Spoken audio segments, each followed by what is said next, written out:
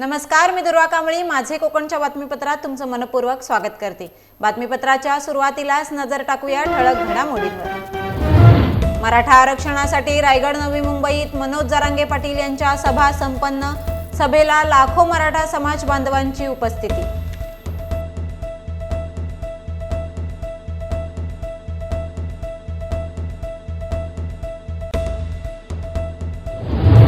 वाशी शिर्की खारेपाटमध्ये पाणी टंचाई. नंदा म्हात्रे यांच्याकडून आमरण उपोषणाचा इशारा.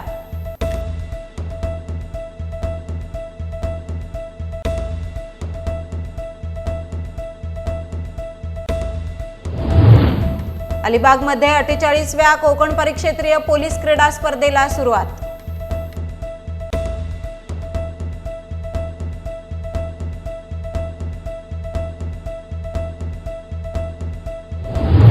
आणि पेणमध्ये साईमय वातावरण. ओम साई मित्रमंडळाच्या पालखी सोहळ्यात मोठ्या संख्येने पेणकर सहभागी.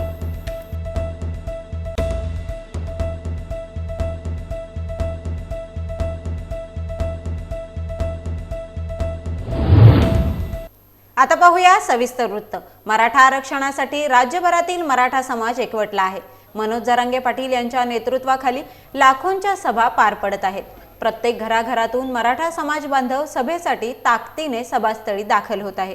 रायगड खोपोली येथे सकल मराठा समाज रायगड यांच्या वतीने मनोज जरांगे पाटील यांची सभा पार पडली. या सभेला रायगड जिल्ह्याच्या कानाकोपऱ्यातून लाखो मराठा समाज बांधव मोठ्या संख्येने उपस्थित होते. यावेळी छत्रपती शिवाजी महाराज की जय, एक मराठा लाख मराठा, एक मराठा कोटी मराठा अशा घोषणांनी संपूर्ण सभास्थळ दणाणून निघाले. या सभेत मराठा समाजाला आरक्षण मिळावे यासाठी कुणबी समाज रायगड आणि वंचित बहुजन आघाडीच्या वतीने पाठिंबा देण्यात आला. सभेसाठी आयोजकांनी उत्कृष्ट, अचूक आणि नीटनेटके नियोजन केले होते.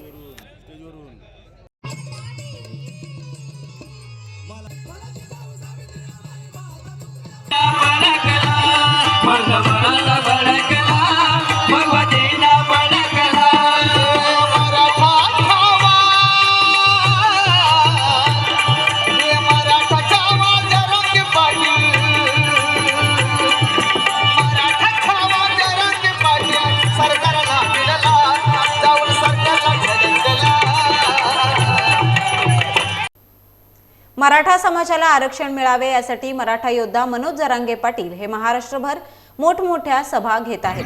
जरांगे पाटील यांनी सरकारला 24 डिसेंबर पर्यंतचा वेळ देऊन महाराष्ट्रभर दौरे चालू केले आहेत. सकल मराठा समाज रायगड यांच्या वतीने खोपोलीत त्यांच्या विराट सभेचे आयोजन करण्यात आले होते. ही सभा चिंचवली येथील भव्य मैदानावर पार पडली असून या सभेला संपूर्ण रायगड जिल्ह्यासह आणि पुणे जिल्ह्यातून मराठा समाज बांधवांसह महिला भगिनी मोठ्या संख्येने उपस्थित होत्या.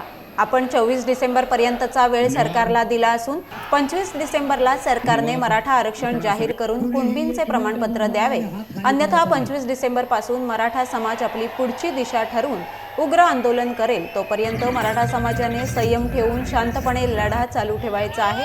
त्यासाठी माझा हा दौरा असून येणाऱ्या काळात मराठा समाजाने एकत्र येऊन आरक्षण मिळवायचे आहे, असे जरांगे पाटील या सभेमध्ये म्हणाले आहेत.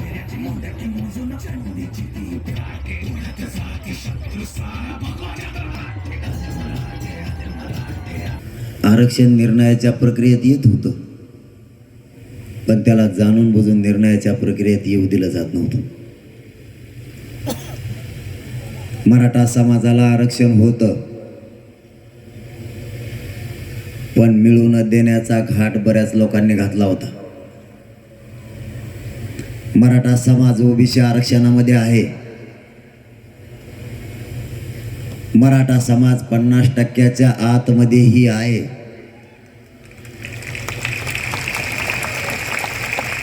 पण मराठा समाजाला जाणून बुजून आरक्षण दिलं जात नव्हतं.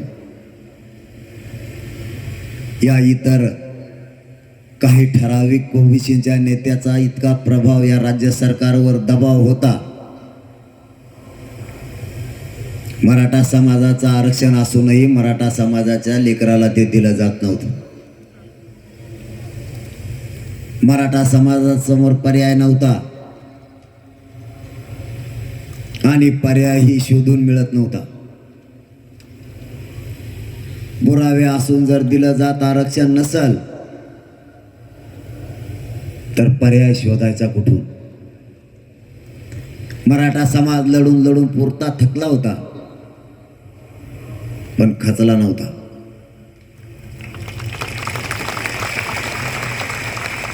त्याच्या अंगातली रग आणि धग जशाला तशी होती. लेकराच्या न्यायासाठी दगदगत्या निखाऱ्याप्रमाणे मराठा पुन्हा पुन्हा पेटून उठत होता. मराठ्यांच्या लेकरांच्या वेदना काही केल्यानं कमी होत नव्हत्या. म्हणून मराठा समाज वेळोवेळी मोठमोठे आंदोलन पुकारतच होता. मराठा समाजाला कुणकुण लागली होती. मराठा समाज ओबीसी आरक्षणात आहे, पण ठोस पुरावे मराठ्यांच्या हाती लागत नव्हते. समित्या नेमल्या गेल्या, कायद्याने त्या गठी सुद्धा केल्या, तरीही मराठा समाजाचे पुरावे असूनही हाताला लागत नव्हते. काय पर्याय शोधावा? सगळीकडून बघितलं गेलं होतं. त्यावेळेस पुरावे तर होते, पण प्रत्यक्ष हातात येत नव्हते. बोलावं तर कशाच्या आधारावर बोलावं? गोरगरिबांच्या मराठ्यांच्या लेकराला न्याय द्यायचा, पण कशाच्या आधारावर द्यावा? या चक्रात मराठा समाज अडकला होता. खूप मराठ्यांनी शोधही घेतला. आहे माहीत असतानाही पुरावे बाहेर काढता येत नव्हते. ही मराठ्यांची शोकांतिका होती. कारण यांनी, सत्ताधाऱ्यांनी संबंधित अधिकाऱ्यांवर इतका दबाव वाढवून ठेवला होता की त्यांच्या बुडाखाली मराठा आरक्षणाचे पुरावे असतानाही सापडत नव्हते.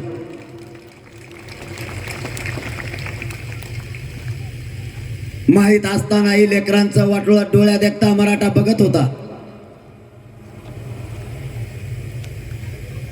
पण हातात काही नसल्यानं बोलत नव्हता.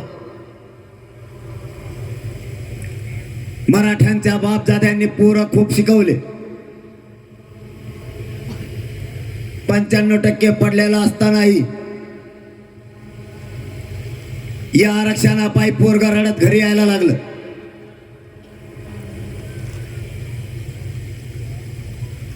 आणि ज्याची लायकीही नाही तो त्या ठिकाणी जाऊन बसायला लागला.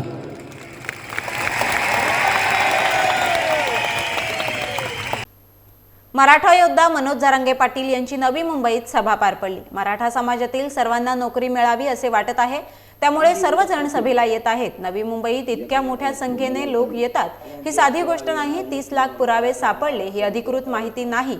माहिती मिळाली तर आम्ही जाहीर करू असे जरांगे पाटील सभेदरम्यान म्हणालेत. आम्ही शांततेत आंदोलन करणार असून आम्ही विपरीत होऊ देणार नाही. ज्यांनी बोगस आरक्षण घेतले आहे त्यांच्याकडून आरक्षण काढून घेऊन त्यांच्या नोकऱ्याही काढाव्यात. तसेच आम्ही 1 डिसेंबर पासून साखळी उपोषणे सुरू करत आहोत. मात्र 25 डिसेंबर पासून काय करणार हे मीडियाला सांगून करणार. आम्ही लढणार आणि आरक्षण मिळवणार असेही यावेळी मनोज जरांगे पाटील म्हणालेत. 70 वर्ष आणि मराठा समाजामध्ये इतका उत्साह वाढलाय की त्यांना प्रत्येकांना आता वाटलंय आपल्या लेकराला 100% आरक्षण मिळणारे, त्याचं भविष्य आणि त्याचं अस्तित्व आता धोक्यात येणार नाही.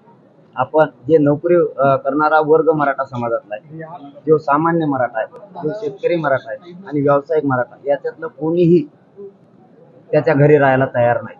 सध्या जिथं कार्यक्रम असेल तिथं स्वतःच्या ड्युट्याला रजा टाकून मराठे, सामान्य मराठी आणि शेतकरी मराठी सुद्धा स्वतःचे काम सोडून कार्यक्रमाच्या ठिकाणी प्रचंड गर्दी करायला लागले. मुंबई सारख्या ठिकाण इतक्या प्रचंड लोकसंख्येने जमणं ही साधी सोपी गोष्ट नाही. तरी पण मराठ्यांनी आता ठरवलं स्वतःच्या लेकरासाठी वेळ पण द्यायचा आणि शांततेत संघर्ष करून मराठ्यांना आरक्षण पण मिळवून द्यायचं. 25 तारखेनंतर तुमची काय निर्णायक भूमिका असेल? तुम्ही वारंवार या संदर्भामध्ये व्यासपीठावरून बोलताय की पेलवणार नाही, गनिमी कावा असेल, काय असेल? नाही 25च्या नंतर सांगून आता महाराष्ट्रामध्ये 30 लाखाच्या वरती पुरावे सापडले आहेत, तर सरकारने जाहीर करावं का? जाहीर करावं महाराष्ट्र सरकारने. नाही मला 30 लाखाच्या वरती कुणबी मराठा आणि मराठा कुणबी सापडलेत पुरावे. नाही, परंतु याची अधिकृत माहिती नाहीये आम्हाला. मीडियाच्या बांधवाच्या माध्यमातून काही मिळाली माहिती. अधिकृत माहिती माझ्याकडे नाही. मला जर अधिकृत माहिती मिळाली, 30 लाख मिळाले, तर ते खूप झाले. 24 तारखेनंतर आपलं काय नियोजन असेल? नाही, ते 24 तारखेला आम्ही सांगू. आता सांगितल्यावर आमचा सगळा कार्यक्रम पुढचा सुरू होईल. 70 वर्षाचा एका बाजूला तुम्ही backlog शांततेचं सरकारला आवाहन निवेदन करताय, करताय. मात्र ओबीसी वालेही आंदोलन करताय, जातीय तेढ निर्माण करण्याचा प्रयत्न होतोय असं तुमचंही म्हणणं आहे. तुम्हाला काय वाटतंय, हे जो का प्रकार जो घडतोय त्यातून पुढे अनर्थ घडू शकतो की शांततेत पार पडेल सगळं? तुमचं मत काय? त्यांची तशी तयारी, परंतु आम्ही ते मराठा समाज होऊ देणार नाही. या राज्यात शांतता राहील याच्यासाठी पूर्ण ताकदीने मराठा समाज प्रयत्न करणार आहे. आणि गावोगावी जाऊन जे सरकारचं काम आहे शांतता अबाधित ठेवून, एक काम आम्ही करतो. गावोगावी जाऊन रात्रंदिवस आम्ही हे सांगतो की सगळ्यांनी शांत राहा. त्यांचे विचार त्यांनी जाहीरपणानं मांडले. काय करायचं, जातीय तेढ कसा निर्माण करायचा, पण जातीय तेढ आम्ही निर्माण होऊ देणार नाही. तो या राज्यातल्या जनतेला आमचा शब्द आहे. आम्ही तणाव निर्माण होऊ देणार नाही. मराठा समाज शांतताच प्रस्थापित करणार. आणि एकदा जर मी शब्द दिला तर तो मी पाळतो.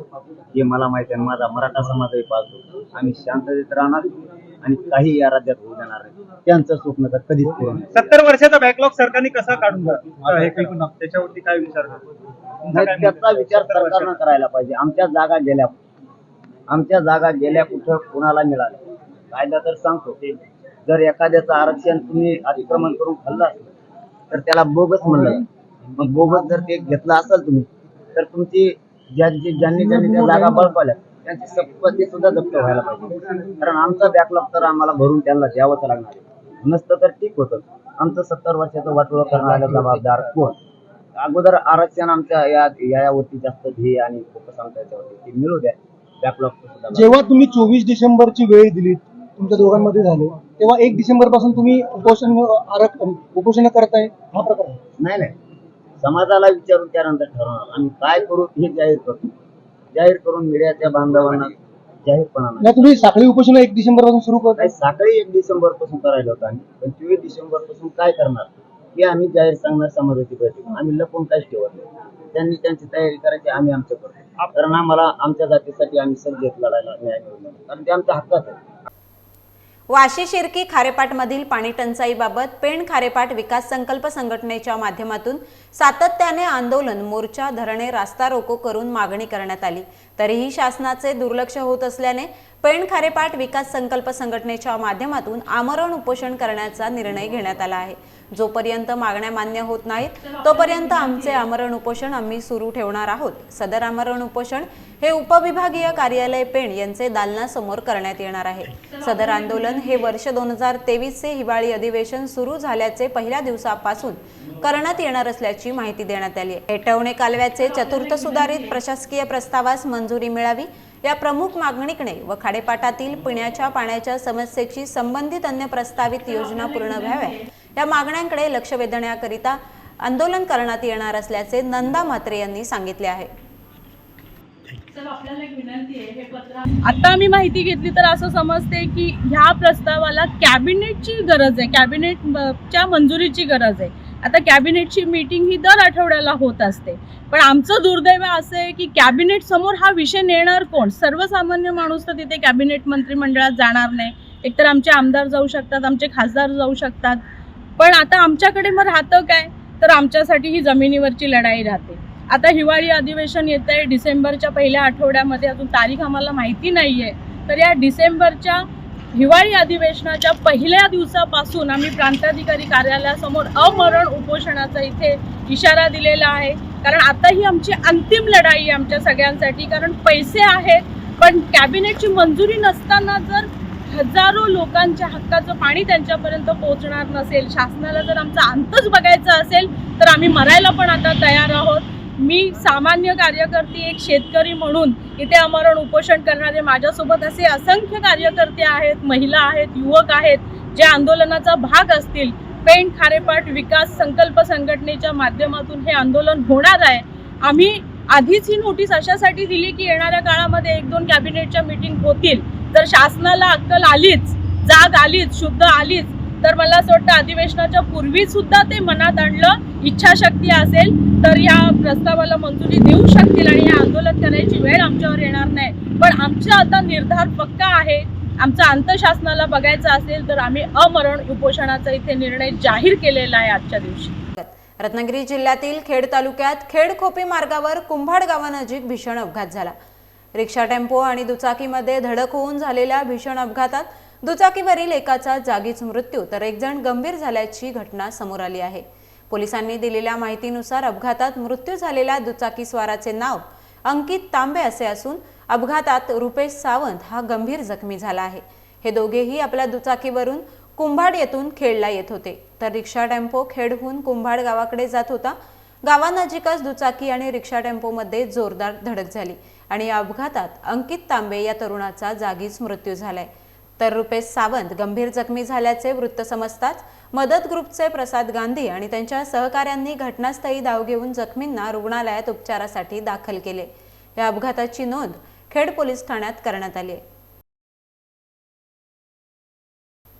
रायगड जिल्ह्याच्या माणगाव तालुक्याच्या आणि माणगाव शहराच्या मध्यवर्ती भागातून जाणाऱ्या मुंबई गोवा महामार्गाच्या माणगाव आणि इंदापूर शहरातून बाह्य वळण देण्यात आले आहे. मात्र या बायपासचे काम रखडल्याने नागरिकांना तसेच वाहन चालकांना प्रचंड वाहतूक कोंडीच्या समस्येला सामोरे जावे लागत आहे. असे असले तरी मूळ रस्त्याची तरी डागडुजी व्हावी याकरिता मुख्यमंत्री एकनाथ शिंदे यांच्या शिवसेनेच्या युवा सेनेने या माणगाव तालुक्यातील माणगाव ते लोणेरे लाखपाले दरम्यान झालेल्या रस्त्याच्या दुरावस्थेबाबत येत्या 48 तासात रस्त्याची डागडुजी झाली नाही तर युवा सेनेकडून संबंधित कंपनी व ठेकेदार यांच्या विरोधात तीव्र आंदोलन छेडण्यात येईल असा इशारा युवा सेना दक्षिण रायगड जिल्हा प्रमुख विपुल उभारे यांनी पत्रकारांची माहिती देताना दिला आहे.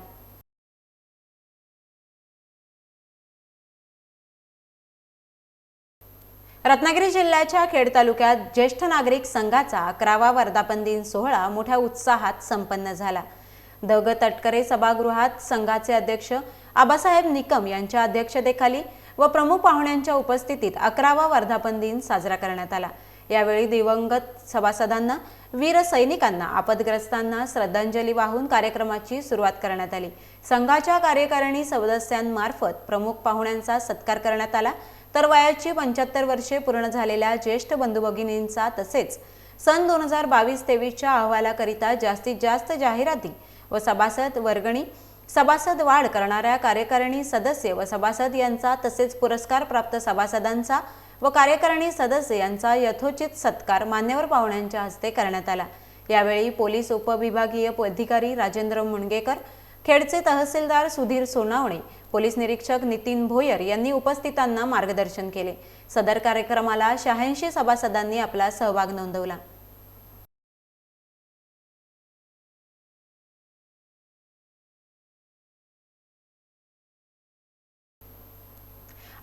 वी कोकण परिक्षेत्रीय पोलीस क्रीडा स्पर्धा सरखेल कान्होजी आगरे क्रीडा नगरी पोलीस मुख्यालय अलिबाग व RCS क्रीडा संकुल कुरुळ वसाहत अलिबाग येथे सुरू झाली आहे.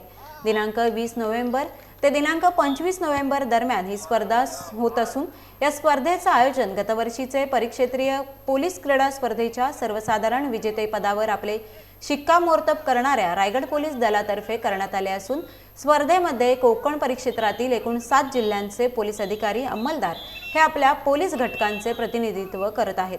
स्पर्धेमध्ये 7 सांघिक खेळ प्रकार व 9 वैयक्तिक खेळ प्रकार आहेत. स्पर्धेचे मुख्य आकर्षण कबड्डी असून सदर खेळ सायंकाळी 6 ते 10 पर्यंत खेळवण्यात येत आहेत.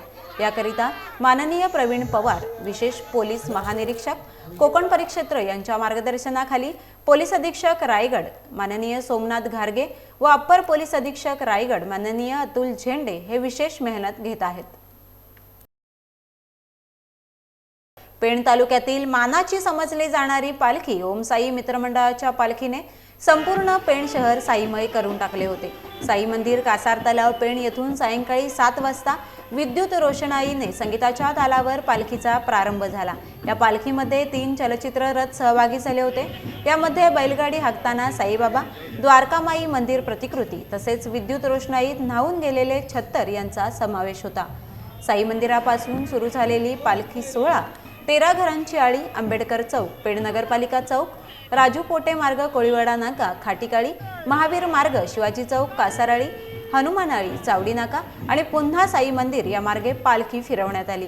या पालखीसाठी हजारोंच्या संख्येने पेणकर सहभागी झाले होते। रात्री 10 वाजेपर्यंत पालखी पेण शहरात फिरली। त्यानंतर पहाटे 6 वाजता ही पालखी शिर्डीकडे मार्गस्थ झाली। पेणवरून निघालेली पालखी 27 नोव्हेंबर रोजी सकाळी 10 वाजता शिर्डीत पोहोचणार आहे, असे आयोजकांनी सांगितले आहे। हा पालखी सोहळा यशस्वी करण्यासाठी ओम साई पदयात्रा मित्रमंडळाचे सर्वेसर्वा कल्पेश ठाकूर गेली महिनाभर अहोरात्र मेहनत घेत आहेत।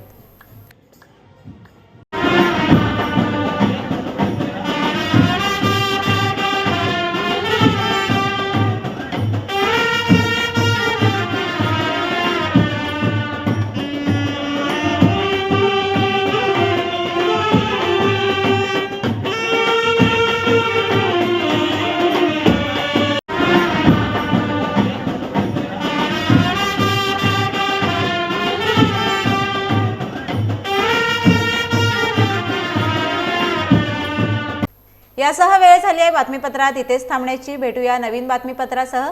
तुम्ही पाहत रहा माझे कोकण।